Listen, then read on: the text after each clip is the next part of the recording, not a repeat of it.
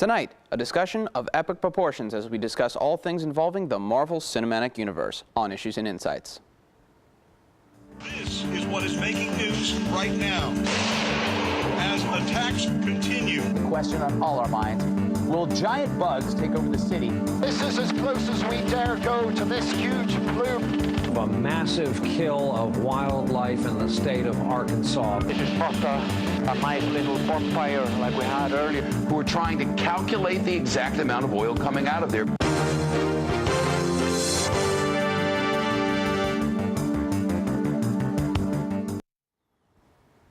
Hello everyone and welcome to today's episode of Issues and Insights. My name is Tony and today a discussion of epic proportions as we discuss all things involving the Marvel Cinematic Universe. Now with me today I have two very special guests. My first gentleman here, he is our resident film critic here. I have Mr. Chris Berry, and then right over here coming to you from Hawk TV, we have our resident comic book aficionado. We have Mr. David Gould. Gentlemen, thank you so much for being on the show.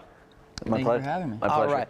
So kind of what we're going to be talking about today is the world of the Marvel Cinematic Universe and some of the impact that it's had in our contemporary pop culture. Now, in 2009, Disney bought the Marvel Cinematic Universe for approximately $4.24 billion. Now, do you guys feel, in your opinion, that that was the right move? Do you feel that Disney made a good purchase there? What are some of your thoughts on that? Well, since they bought it, I mean, it's been very broad spectrum for everybody who's there's Disney fans out there, and I feel like since Disney now owns Marvel, it's I think it's better for them because because since the Avengers actually came together, now people are really into the superhero craze. Some people maybe are sick of it because there's so many movies that come out every year, and they got the TV shows which a lot of people love. But ever since Disney kind of they bought Marvel, now it's just like everybody's kind of in this whole community of love and appreciation for everything superheroes. Well said. Now, Dave, let me ask you a question, okay? Because you come at it more from a comic book perspective. Yeah. Do you feel that Disney does a fair job in staying true to those comic books, or do you feel like they're going a completely direction? What are some of your thoughts on the continuity between the comic books and how they translate into the films? What are your thoughts on that? Yeah, no, I definitely think that they're doing a good job of translating the comics onto the big screen. One of the things that they're doing the best is keeping the heart of their characters. I think one of the most important things to remember when you're putting a superhero on the big screen, a comic book character on the big screen, is that you don't always have to take word for word exactly what happened in the comic book and put it in a movie. Certain things that happen in comic books, especially when they were written, Captain America is 75 years old. Those things don't translate into modern cinema. So you just have to keep the heart of the character. Tony Stark, for instance, everybody loves Robert Downey's Tony Stark, or Robert Downey Jr.'s Tony Stark. But before 2008, Tony Stark wasn't really that smart aleck kind of character that he is in the movies. Now he is in the comics, and it's people like it because it's true to the heart of the character. Okay. I can definitely see where you're coming from there. Now, in talking about Marvel, Disney has done such an excellent job with this franchise, and really it's taken a greater impact in our everyday lives than what most people realize. So I was wondering if you guys could tell us a little bit about where do you guys see a lot of the superhero culture in everyday society? Where do you guys see it? Dave, let me ask you that question first. Well, I mean, the movies, movies and media in general are really taking hold of the superhero phenomenon. Despite the fact that every time there's a new superhero movie out, someone brings up superhero fatigue and are we going to stop getting superhero movies? Yeah. We then get even more superhero movies. Sony recently announced that they're going to do a Venom spin-off. We're getting NBC is developing their own show set in the DC universe featuring DC superheroes. So, yeah, I think every single day the media starts to accept more superheroes and putting superheroes on TV and on the big screen. Okay. Well, it's not only really on the big screen, but I noticed that you're wearing a Hawkeye shirt, and Chris, I noticed you're wearing a Captain America T-shirt. I thought that was very interesting. Represent. Yeah, absolutely. It's great stuff. I love it. Now, one of the things that really eats away at like die-hard superhero fans is the fact that some superheroes like the X-Men, the Fantastic Four, Deadpool, they're owned by different companies, and it oftentimes confuses people because everybody sees Marvel, but what they don't realize is that it's being produced by different companies. So my question would be, and Chris, I would ask you more of this question, how do you feel that Disney differs from some of these other companies? And I'll tell you what, we're going to get to that question in just a minute, but we're going to take a quick little break. We're going to discuss this a little bit more, and we'll go into the superhero characters themselves when we come back.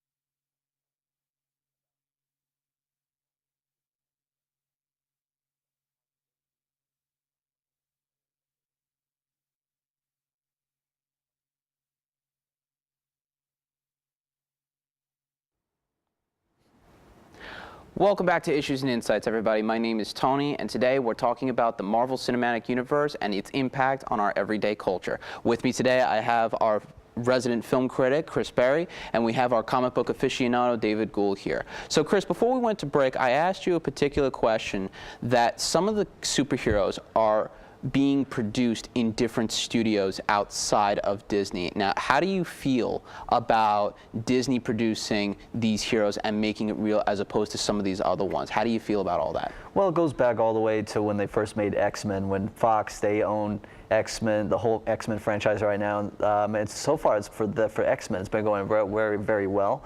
But aside from a couple of duds here and there, I mean, they did a really good job with X-Men, and even though it's not part of the Marvel Cinematic Universe yet.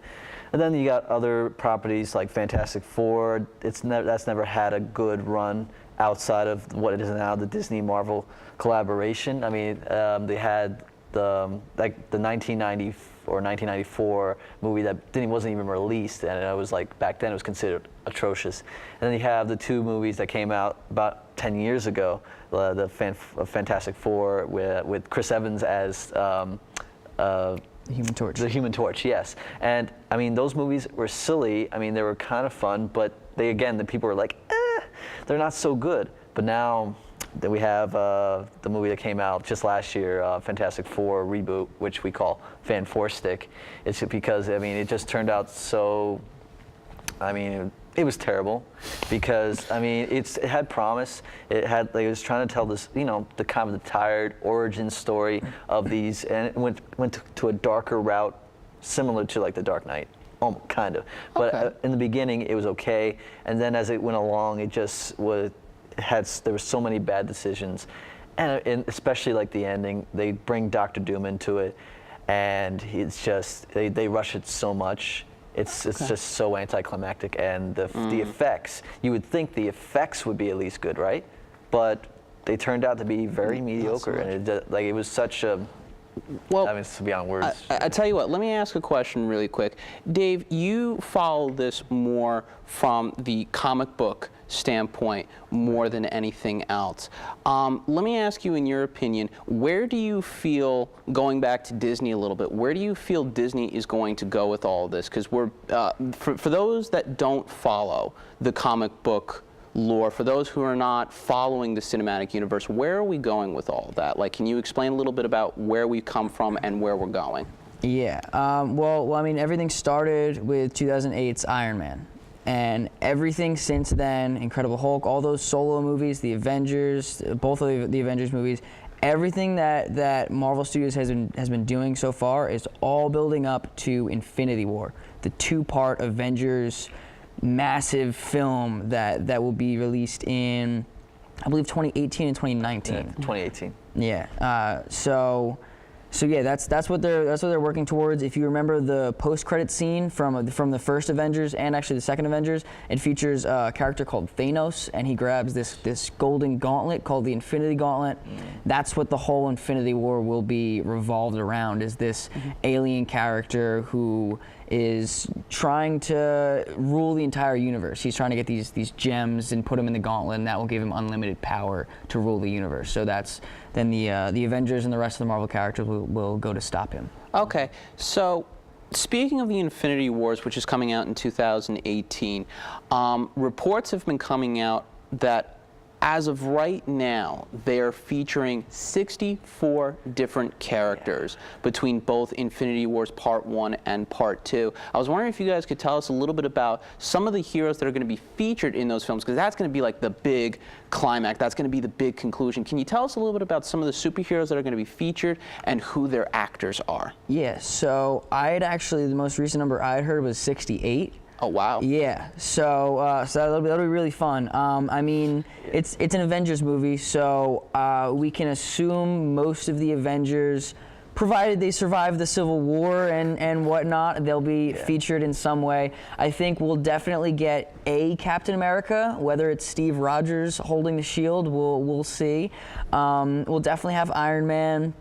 We'll have definitely all of those newer Avengers, like Guardians of the Galaxy. Yeah, exactly. Oh, yeah. Guardians of the Galaxy, and characters that we haven't actually been introduced yet, like the Black Panther, who we'll meet in Civil War, Spider-Man, maybe, who we'll meet in Civil War, Captain Marvel, Carol Danvers, who will be getting in a solo movie between both parts of Avengers Infinity War. So Now, that should be fun to see. Let me ask you guys a quick question. One of the big hurrahs for superhero geeks all over the world is the fact that Disney was able to negotiate a deal with Sony to where Spider-Man is now going to be featured in Captain America Civil War. And at the time of this recording, that's the big film that we're anticipating. So my question becomes to you guys, how do you personally feel about Spider-Man in 5 words or less? 5 words? 5 words. Oh, man. Well, I hope it is good. Okay, that's fair enough. How about you? Spidey is Marvel. How about 3 words? Wow. I think Spider-Man is when you think Marvel, you think Spider-Man. I mean, even though Iron Man is kind of their star right now, and obviously Captain America is probably their most legendary figure, I think it's Spider-Man. You know, like that's their most enduring character, their most beloved character is Spider-Man. too. I And relatable, yeah. Outstanding, very well put. Well, listen, gentlemen, thank you so much for taking the time out to be on this show today. Thank you so much again. I really appreciate it. And for all of you watching this back at home, I hope that you found this interview inspiring. I hope you found this motivating to go out and check out the Marvel Cinematic Universe. My name is Tony, and this has been today's episode of Issues and Insights. Thank you so much, and we'll see you real soon.